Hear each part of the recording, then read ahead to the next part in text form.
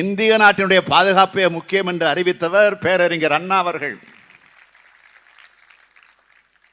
1971ஆம் ஆண்டு இந்தியாவை பாகிஸ்தான் அச்சுறுத்திய போது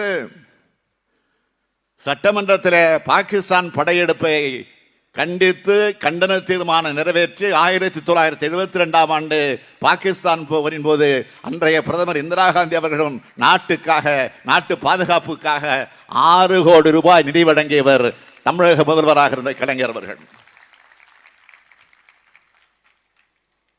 அன்றைய தினம் அனைத்து மாநிலங்களும் வழங்கிய தொகை எவ்வளவு தெரியுமா? மொத்தமே 25 கோடி. இந்தியாவில் இருக்கக்கூடிய அனைத்து மாநிலங்களும் மொத்தமாக வழங்கியது 25 கோடி. அதில் 6 கோடியை வழங்கியது திராவிட முன்னேற்ற கழக அரசு. அந்த போரில் வீரமரணம் அடைந்த ராணுவ வீரர்களுக்கு நிதியும் நிலமும் வழங்கிய அரசு கலைஞருடைய அரசு.